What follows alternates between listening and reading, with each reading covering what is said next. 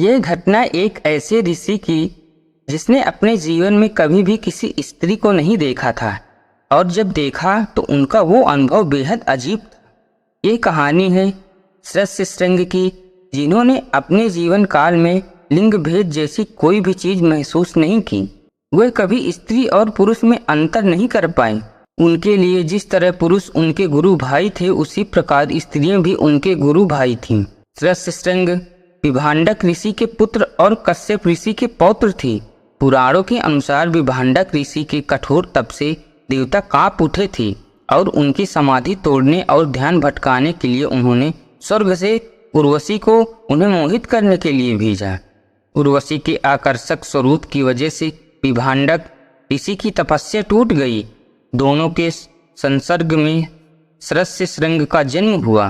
पुत्र को जन्म देते ही उर्वशी का काम धरती पर समाप्त हो गया और वे अपने पुत्र को विभांडक ऋषि के पास छोड़कर वापस स्वर्ग की ओर प्रस्थान कर गईं। उर्वशी के छल से विभांडक ऋषि बहुत आहत हुए और उन्होंने समस्त नारी जाति को ही इसके लिए दोषी ठहराना शुरू कर दिया।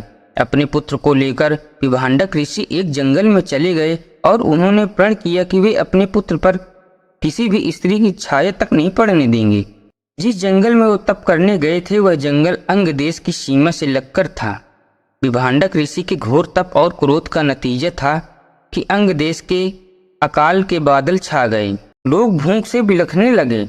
इस समस्या के समाधान के लिए राजा रोमपद ने अपने मंत्रियों ऋषि मुनियों को बुलाया। ऋषि मुनियों ने राजा से कहा कि यह सब विभांडक ऋषि के कोप का परिणाम है। अगर वह किसी भी तरह उनके पुत्र सृष्टिश्रृंग को जंगल से बाहर निकालकर अपने नगर में लाने में सक्षम हो जाते हैं तो अकाल से छुटकारा पाया जा सकता है। दरअसल अपने जीवन काल में सृष्टिश्रृंग ने कभी किसी स्त्री को नहीं देखा था, इसलिए उन्हें आकर्षित कर पाना आसान नहीं था। राजा ने इसके लिए भी युक्ति निकाली। उन्होंने अपने नगर की सभी देवदासियों को सृष्टिश्रृंग के आकर्षित कर उन्हें जंगल से बाहर निकालकर नगर लाने का काम सौंपा। एक दिन जब सृष्टिश्रृंग जंगल के विचरण के लिए निकले, तब उन्होंने एक आश्रम में खूबसूरत देवदासियों को देखा। वे बेहद आकर्षक थीं। उन्हें अपना गुरु भाई मानकर सृष्टिश्रृंग उनके पास गए। देवदासियों ने उन्हें आकर्षित कर यौन आनंद के लिए प्रेरित करने का सिलसिला शुरू किया। अगले दिन सृष्टिश्रृंग उन देवदासियों को ढूंढते ढूंढते उनके आश्रम में जा पहुंचे। देवदासियों को उनका कार्य लगभग पूरा होते दिखा। उन्होंने ऋषि से कहा कि वह उनके साथ नगर की ओर चलें। सृष्टिश्रृंग ने उनकी बात मान ली और उनके साथ नगर की ओर प्रस्थान कर गए। सृष्टिश्रृंग जब राजा रोमपाद के दरबार में पहुंचे तो राजा ने उन्हें सारी घटना बताई। उनके पिता ऋषि विभांडक के तप को तोड़ने के लिए यह सब किया गया था।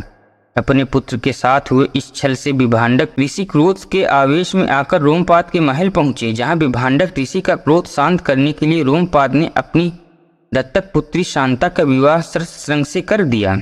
अयोध्या के राजा दशरथ ने जब पुत्र प्राप्ति के लिए अश्वमेध यज्ञ करवाने का निश्चय किया, तब सुमंत ने उन्हें विष्णु के अवतार संत कुमार द्वारा राजा पूर्वकाल को ऋषियों की कहानी एक सुनाई, जो सृष्टिश्रृंग से जुड़ी हुई थी। इस घटना के होने से कई वर्ष पहले ही संत कुमार ने राजा पूर्वकाल से कहा कि महर्षि विभांडक को एक महान पुत्र की प्राप्ति होगी, जिसके द्वारा किए गए पुत्र प्राप्ति के यज्ञ से ही दशरथ के घर भगवान राम का जन्म होगा। हैरानी वाली बात यह है कि राजा रोमपाद ने सृष्टिश्रृंग से अपनी जिस दत्तक पुत्री का विवाह किया था, वह राजा दशरथ की पुत्री तथा श्री राम की बहन थी।